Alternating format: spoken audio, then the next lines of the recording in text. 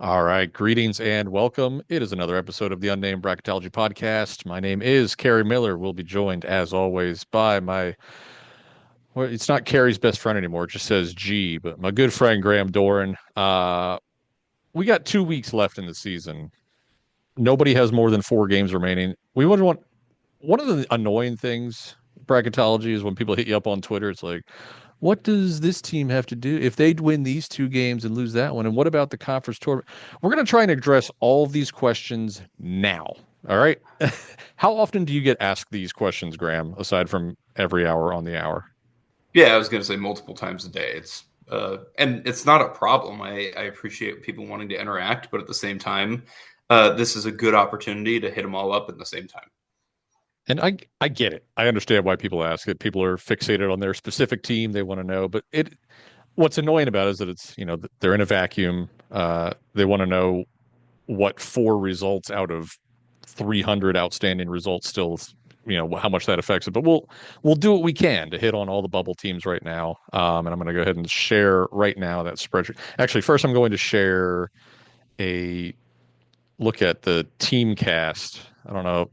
I don't ever really play with this much, but just wanted to show this to everybody out there that's on Torvik. You can go to the Funalytics. I guess that's how you would pronounce that, and then go down to Teamcast. I just have Arkansas pulled up here, but you can then put in, what you want to say. So let's say they beat these first two and then lose the next two. Then you hit submit, and then down here, after it takes a minute to load, scroll down here and it'll show you like, oh, they would theoretically be a 10 seed if those things have. I think that feels a little aggressive, but what do I know? But that's some people will then throw that information at us, right? Be like, well, the team T rank or team cast or whatever. I'm like, okay, that's assuming that nothing out of the ordinary happens outside of the 4 data points that you've put in and everything else stays. And I guess it might be valuable. I don't know how accurate it is. I don't know if anybody's ever tested it out or what, but that's there. If you want to look at that instead of, asking us just off the top of our heads what we think Team A needs to do in its remaining 4 games. But gonna also, how much do you use Teamcast? Ever? I do it every once in a while, but the reality is the bracketologists that we know and we get advice from and talk to, they're more accurate than that. And it's not to Yeah. say this isn't a fantastic computer tool. It is a great computer tool, but there's a reason that the committee doesn't just use computer numbers. They go beyond that. Yes. Correct. Thank you for that. Absolutely true. So let's just dive in. I got it broken up into the 5 major conferences and then just mid majors. And we'll go right where all the meat and the potatoes are right now in the SEC, which is all sorts of bubbly. I now have Texas is my last. The yellow ones here are the ones projected for Dayton. Graham, I sent Graham a text earlier. Like, do you have a seed list you can send me? He's just like, well, here's my what team. What do you even call it? I keep forgetting what you call it. Team chances, My tournament chances graphic. tournament chances. Yeah. So you send me that. I'm just like, all right, fine. I'll just put your upper bubble. All 5 of the SEC teams are upper bubble, which is basically what 10 seed through first 4 out, somewhere in that vicinity, which feels about right based on what these teams are. So let's just go through them in whatever order they happen to be in. I think this might be they were sorted by net and then sorted by league, but we'll start at Texas, which Texas is now my last team in after that loss to South Carolina. I'm not sure where you have them, but I think all 5 of these teams, bare minimum, 2 wins. The only one that could maybe get away with going 1-3 is Vanderbilt. True or false? I don't think Vanderbilt can go 1-3. I just don't think there's enough meat there when you look at them playing 8 games against Quad Four. Vandy really struggling on the road. They've been a great home team, but when you play Yeah. a non-conference schedule like that and you don't win on the road, you're just begging to be left out of the tournament. So I think Vandy can't really afford to go 1-3 and make the tournament. Yeah, I think probably is 2-2 for them. But if any of the teams could get by, it's probably them because they would still only have again, and this is all we're assuming whether what they would need to do to be in good shape heading into the conference tournament. Obviously Vanderbilt could go 1-3 and then win 4 games in the SEC tournament. I don't know, but based on as of March 9th, how will we feel about them not knowing that last little bit of information, which usually, and I think you're in agreement on this, we don't put a whole lot of stock into the conference tournament results, specifically the Friday and Saturday results, because history shows that the committee doesn't put much stock in them. I think maybe a team like Gonzaga or Drake, which plays a week earlier than the other leagues, maybe those would have more information because those were already finished by the time the committee gets together. But I think you kind of are what you are heading into your conference tournament. Let's say Texas, right?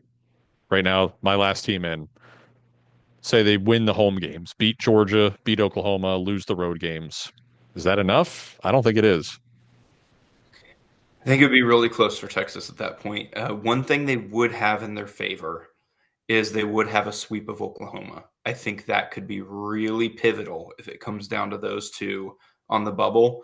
But I also think you look at Texas, if they lose at Arkansas, guess who has a sweep of the Longhorns then? So Right. these sweeps, I think, could be really important once you start trying to parse out who deserves a bid in the SEC because you have so many similar teams. Sometimes it really can just be this team beat the other team twice. That's who we're going with.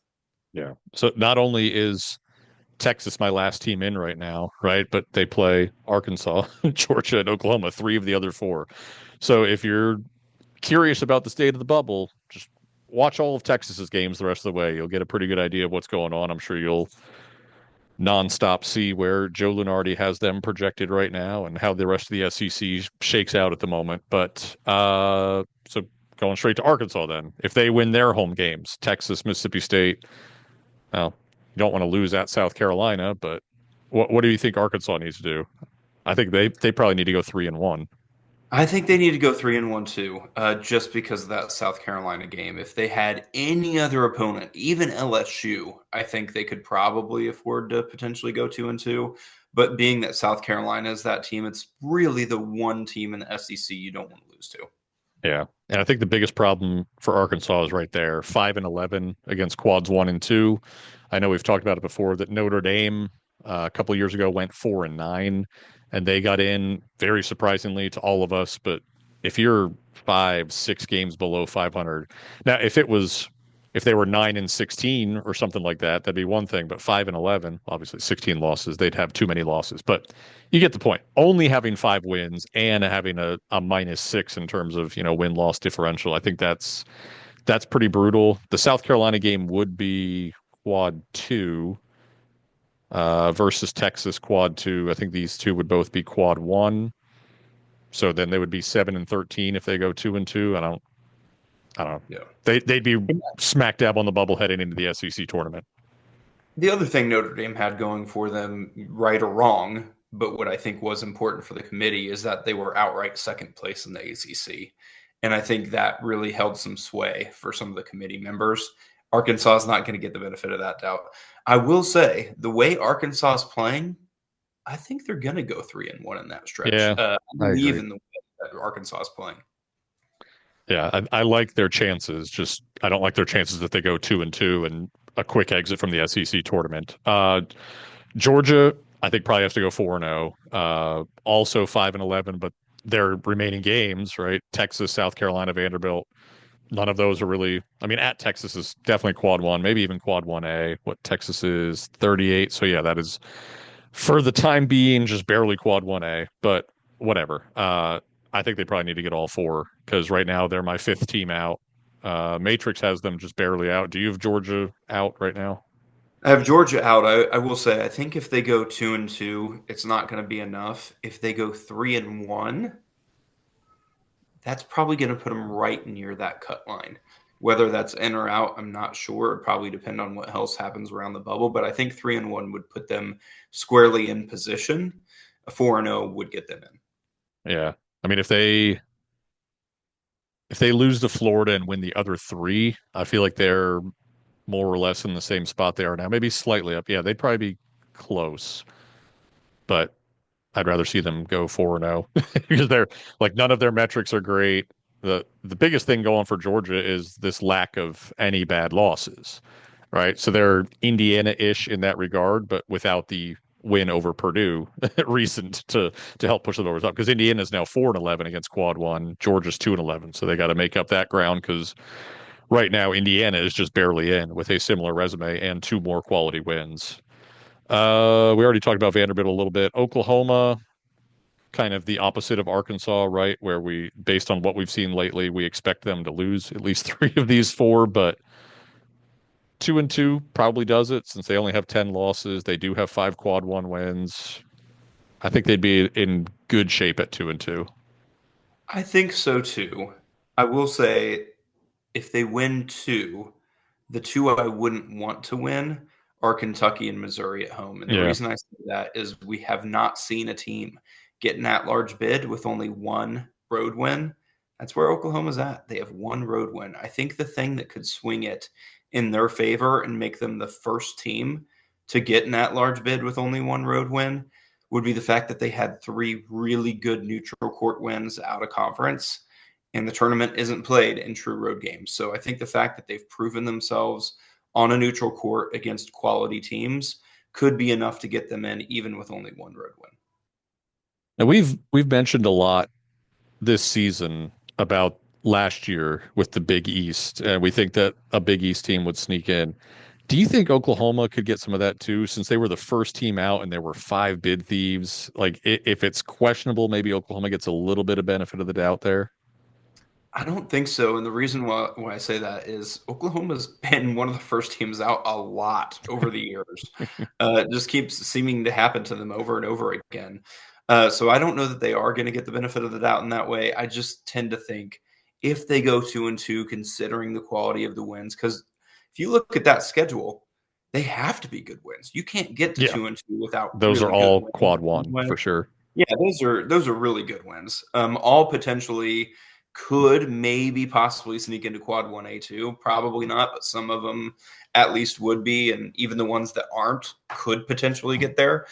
So I think just the quality of those wins would probably get them there, considering they went 3-0 on neutral courts against NCAA tournament teams. So when all is said and done, what is your guess at how many of these five get in? I would say three. I think Oklahoma's going to miss just because I don't think they're good enough. Is that maybe a cruel analysis? Probably, but I don't think they're going to get to 2-2 there, and I think they have to go 2-2. So I think Oklahoma's going to miss. Vanderbilt's going to be really close. I Yeah. think they're going to be right on that border. And then looking at the rest, I do think Arkansas gets in. Texas is going to be really close too. I think I'm going to go two. I think two of these three will get in. And I think it's going to be Arkansas and then it's going to be either Texas or Vandy. That's what I'll go Yeah. with. I just think there are so many, right? Arkansas versus Texas, Georgia versus Texas, Oklahoma versus Texas, Arkansas versus Vanderbilt, Georgia versus like they can't lose all of them, right? Like there a minimum of five wins are coming for some of these teams. And that's going to eventually push out probably at least two of them. It's just a question of whether it pushes out two or three. So yeah, if the over under is 2.5, maybe I'd 2.5 get in. I'd probably lean over. You'd probably lean under, and I don't think there's a really wrong answer either way there. Yeah, I definitely think 2.5 is the right number though. I don't think it's going to be four. I don't think it's going to be one. It's going to be two or three. Yeah. ACC, we could probably go certainly quickly past SMU. I think even 4-0. If they go 4-0 and they beat Duke like in the ACC semis, then we'll talk. Short of that, I don't think it's happening. I mean, if they maybe run into like Clemson or Louisville and beat them, then I could see it. But they have to pick up a quad one road win or quad one win on a neutral court over one of those teams where it's not going to happen. And I'm very confident in that. I think a lot of bracketologists have still been having them in or right there. I'll be honest, I don't care what the metrics say. I really don't. If a team has shown you they can't beat quality teams at home, trust them. Don't put them in Yeah. the tournament. I feel very strongly about that. They've had their opportunities. If they don't take them, that's on them.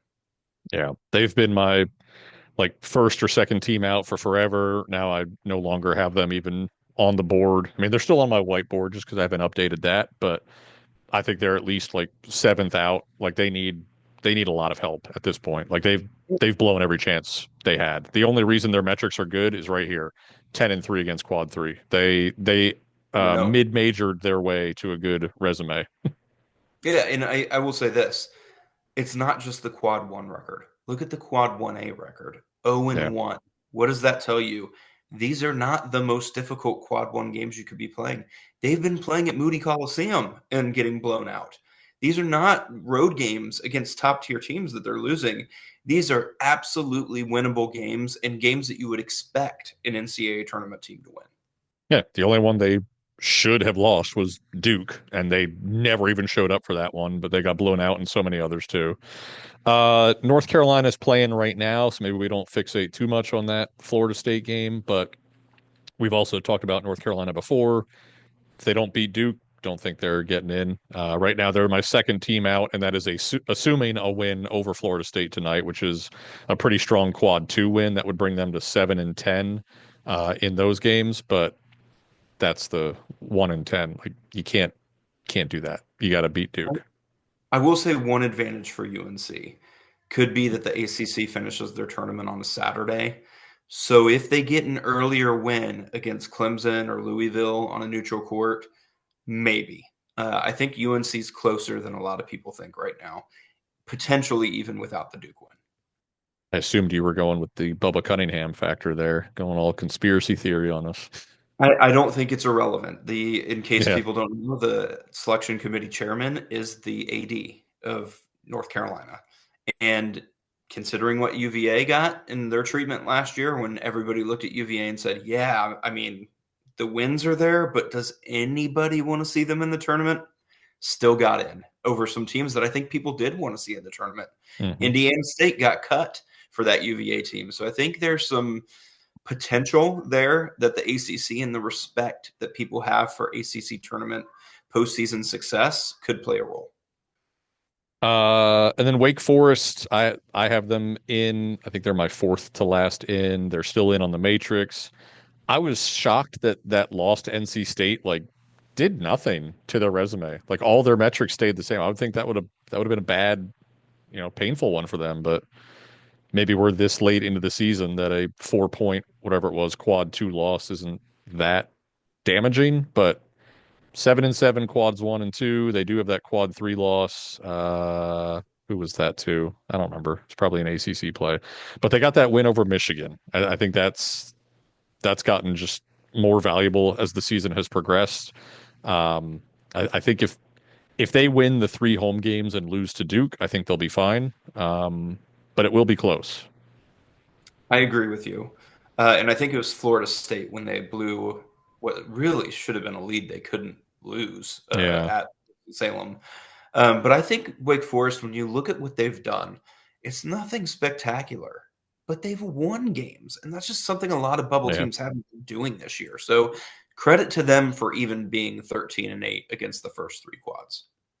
yeah, and it shows you right there, right? If SMU had two quad one wins like Wake Forest has, they'd be they'd be right there. SMU would be easily in if they had two quad one wins, but they don't.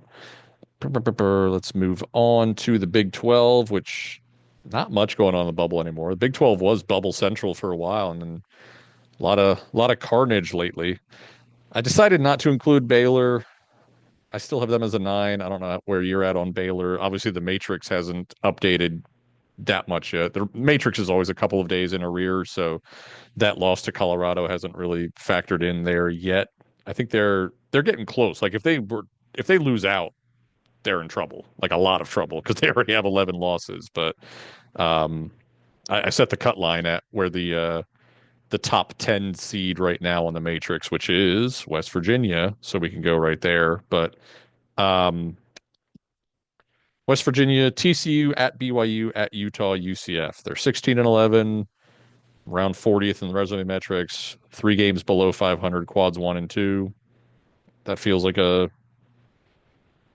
two, and if they go 2-2, if one of the wins is at BYU, that feels like a bonus win right about now. But if they go 2-2, they may be right now, if they're the 37th overall seed, give or take. 2-2, they'll probably be fine. They're not trying to play their way in. They're just trying to not fall out.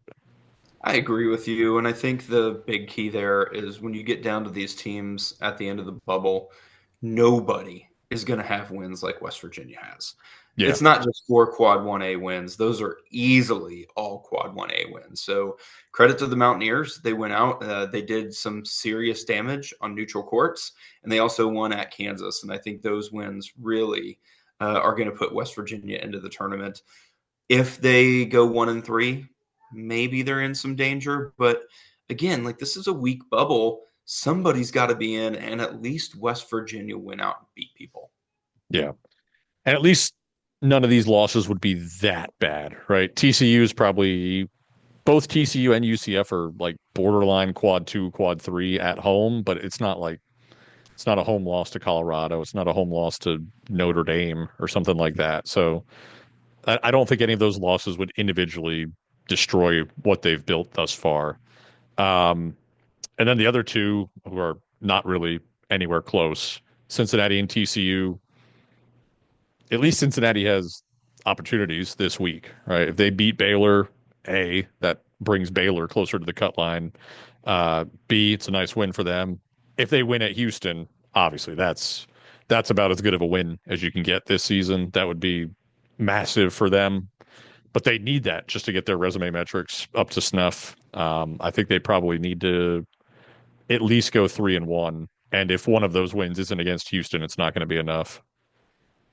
Yeah, I agree with you. I think they have to win at Houston, which is unfortunate because I do think Cincinnati, of the teams on the bubble, they've shown that they can be pretty good, but they just played down to competition way too frequently, so many times that the offense got completely stagnant this year. They're playing better basketball now, but I think it's probably going to be too little too late because I agree with you. I think they need to win at Houston. Yeah, at 1-9 against quad one, they gotta do something about that for sure. TCU probably needs to win out. Eh, at West Virginia would be a nice one, but home against UCF, we already mentioned that's about quad two, quad three. At Colorado, solid quad two. Home against Baylor is probably quad two now. I'm sure Baylor's out of the top 30, so they're not going to do a whole lot there, and they're already 6 games below 500 against quads one and two. So I can't see a 3-1 path there where it gets them in. What do you think? I almost think if there's a 3-1 path that works, of all things, it might be best to lose at home to UCF. And the reason I say that is UCF could potentially be outside of the top two quads. I Yeah, think I'd rather get your Q1 and 2 record up by winning the other three and saying, hey, we're coming at you with 5 wins at least against Q1 because Baylor could potentially be a sixth. If they're looking at 5 or 6 Q1 wins in this bubble, maybe. And I do think 3-1 could potentially work if the loss is UCF because quality wins is what they need desperately. would be funny to lose to UCF and then because of that it turns into a quad two game. If it's currently quad three, I don't know where exactly UCF is, but uh 74th in net, 71 whatever in efficiency. Like it's the committee's not looking for TCU to get in. Like they're going to have to prove that they belong for them to scroll that far down their team sheet list to find the Horned Frogs. But yeah, I think they 3-1 gets them interesting, but I don't think it would be enough. I think they'd have to go 3-1 and make a pretty nice run in the Big 12 tournament. But the rest of the league, right? Utah, UCF, Arizona State, Kansas State, like they're all done. Do you have any of them still anything better than a long shot? All long shots. And what for me, that doesn't even necessarily mean they'd get in if they won out. It's Yeah, possible that they wouldn't get in if they won out, but it means potentially they're still in play, which at this point is something. yeah. Freaking Kansas State. Just when we put them on the board, there they go, falling apart. All right, Big Ten. You've Indiana in now, right? After that win over Purdue. Yeah, Indiana actually replaced Texas as my last team in after getting that Oh, victory. okay. I wonder who we're different on then. We'll figure it out later. Well, let's start at Indiana, right? So they're 16-11. Resume now up to 43. I think they were like 51 yesterday. So obviously you beat Purdue. That helps a lot. Already mentioned 4-11 quad one, no bad losses. All good stuff on this year's bubble. They still play Penn State and Washington, 17th and 18th in the Big Ten. Losing either of those would be laughably bad, but also almost fitting for an ending to Mike Woodson's tenure there. Um, I think they probably need to go 3-1. And I mean, at this point, even beating Ohio State doesn't really help them. But a home loss to Ohio State, even though they are like third, what I guess I could see it right here, 34th in the net, like you can't take that loss at that point if you don't at least beat Oregon first. So I think they probably need to go 3-1. Yeah, I think 3-1 probably does it. And I can't believe I forgot it. It wasn't Texas that they replaced. It was the team at the top of the board here. How did Yeah, I forget this? Ohio yeah. State, when they lost to UCLA, was the team that I knocked out of the field. And I think Ohio State's in real trouble. And the reason I list them at lower bubble isn't because of their current resume. I think if you look at their current resume, it's really not that bad. The problem is they go to USC, to Indiana, host Nebraska. Probably going to go 1-2 would be my guess in that stretch, and that's not going to work. If they're No. sitting there at 16 and 15, the committee's not interested in them. So the reason I have them in lower bubble is because I think it's going to take more than Ohio State's probably capable of to make the tournament. Not that they can't do it, but they're going to have to finish strong. Otherwise, their overall record's not going to be good enough. I mean, Ohio State has spent the entire season like handing out affirming wins to teams on the bubble. So yeah, they're going to finish the season giving wins to Nebraska and Indiana. That's what they do. Every single team in the field seems to have a quality win over Ohio State, but well, but if they do go 2-1, right, regardless of the order, because I think those are all at Indiana is definitely quad one, at USC is a maybe, it's probably a fringe. It'd be quad one. USC is around 60th in the net, I believe, and then home against Nebraska would be quad two. But they're all none of them are individually great, none of them individually terrible. So 2-1, regardless of the order, they would be 17 and 14 going into the Big Ten tournament. Would they be probably in pending conference tournament stuff? I would say that's the right call. Probably in pending conference tournament stuff. I think if they went 1-1 in the Big Ten tournament, it's probably going to be enough. If they went 0-1 in the Big Ten tournament, it's probably not going to be enough. So I think that to me is the ticket for Ohio State now. Is I think they need 3 wins, whether that's 2 here and then 1 in the Big Ten tournament, or potentially maybe one of these, but then win a couple games in the Big Ten tournament, depending on who they play. One thing to note there that could work to Ohio State's advantage, the Big Ten tournament is not going to feature the bottom 3 teams. So that's potentially going to be more valuable wins that Yeah. they'd be picking up in the tournament. Yep. I haven't even looked at the format. I just know that those bottom three are out and teams get double buys, but yeah, it will be helpful. You don't have to deal with Penn State or Washington. What was I going to ask? Has there ever been a team 2 games above 500 get in? I know we've had some like 17 and 14, some 18 and 15. I don't think 17 and Georgia 15. was 16 and 14 in 2001. That's the last time it happened. And they played a ridiculous schedule, the number 3 strength of schedule in the country. Ohio State's played a very strong strength of schedule. That's why they're still in this conversation. I don't think it's going to be enough if they're 2 games above 500. I think they need to get to 3 games above 500. Yeah. All right. Nebraska, real quick. They get Michigan, Minnesota, and Iowa at home. They still play at Ohio State. Obviously, home wins over Minnesota and Iowa are keep the status quo results. You lose either of those, you're taking some damage. But I think if they win those 2 and lose the other 2, they still have a chance. You still have them as good shape. I have them as an 11. The Matrix still has them as a 10. So they're pretty close to where West Virginia is. What do you think? I think 2-2 they're probably in. One, they'd have 19 wins. Not bad at all for a bubble team. But more importantly, what I think separates Nebraska from a lot of the bubble is what they've done on the road. Have they won a lot of road games? No. But they picked up 2 marquee road wins, which I think could be enough to get them into the field. Even though it was early on, and even though it was a game in Nebraska, winning at Creighton has increased in value throughout the year too. So I think that could potentially help Nebraska's cause. All right, we'll jump to the Big East, which is just one team, Xavier. Fourth out for me, fourth out on the Matrix. I assume they're probably around fourth out for you.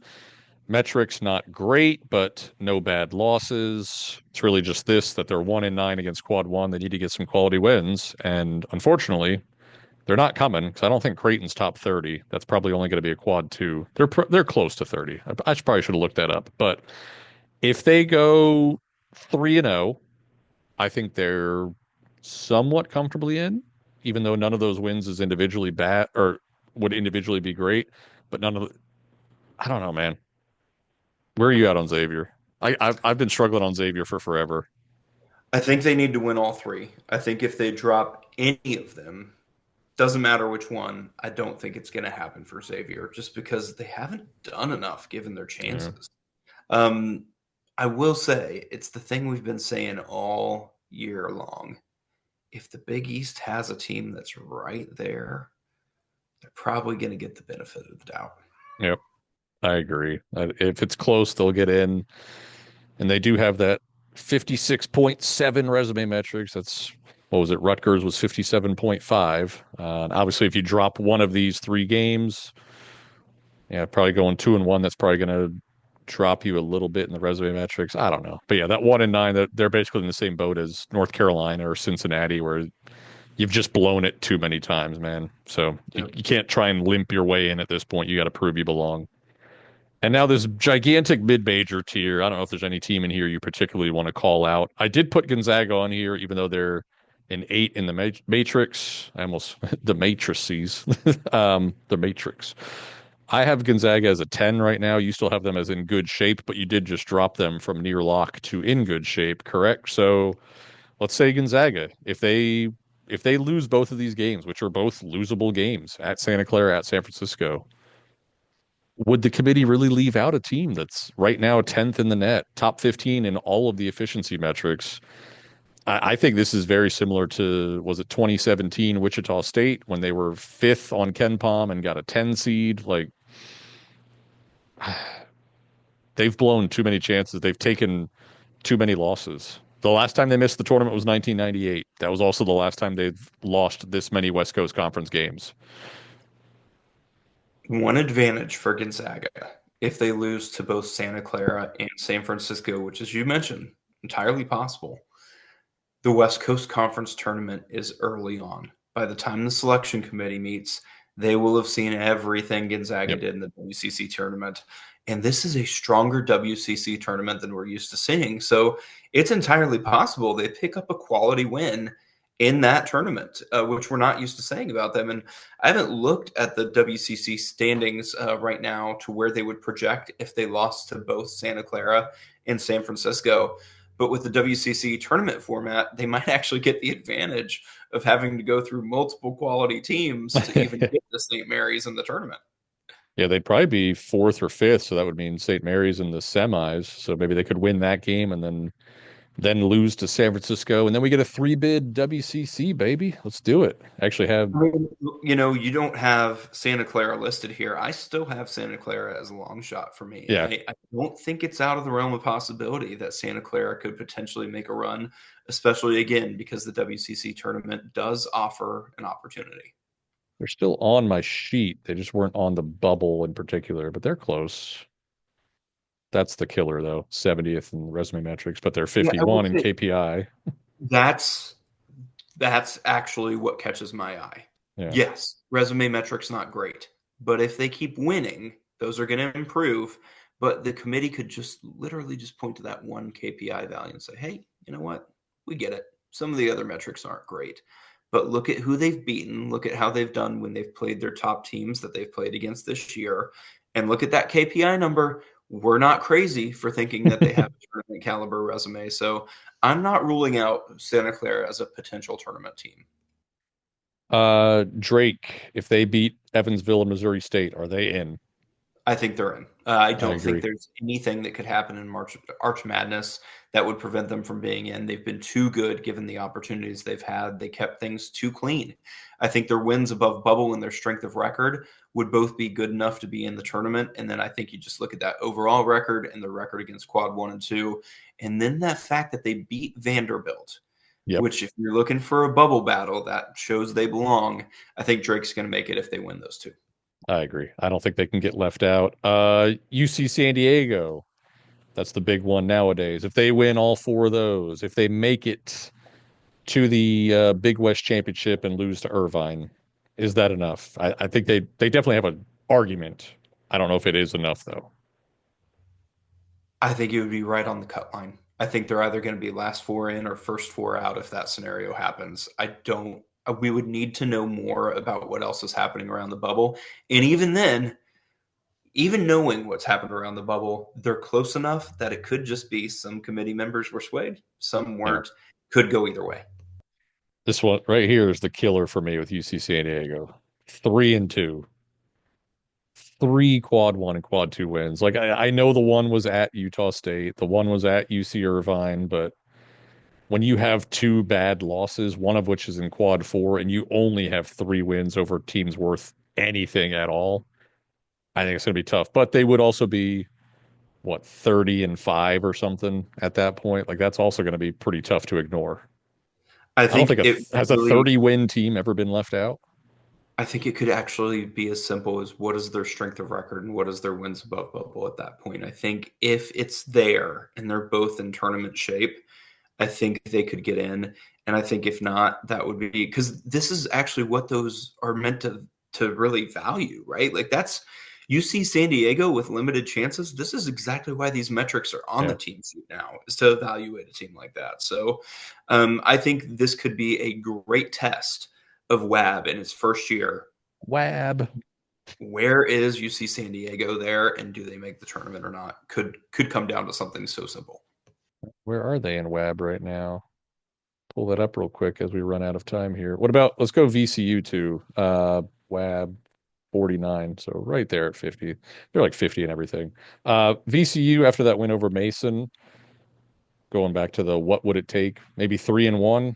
If you lose to Dayton, that's not terrible, even though Dayton has kind of pooped the bed in A10 play, but a win I at think Richmond, four even and though zero they're they're not in. good, that's fine. Yeah, 4-0 they're in. 3-1 it's iffy, but I think they're probably in. 2-2 won't work. I have VCU up to a 9 now, so I think they have a little bit of a cushion, but Yeah, I who just think knows what two the rest of the bubble will do. that finishing schedule, but I do think 3-1 would probably work. 4-1 would definitely get them a bid. I think VCU, what they have that those other teams don't, is I just think everybody thinks VCU is a tournament team as Yeah. far as the caliber, right? Like you look at them and you say limited opportunities, but dang, they're good. So if the committee really focused on that, I think they'd be like, look, good against quad one, quad two. Yeah, they had the Seton Hall loss, but would you want to play VCU in the first four? I wouldn't. That's a good closing comment because we are out of time. We're just going to link to this anytime you ask us what who needs to do the rest of the way. Take care, guys.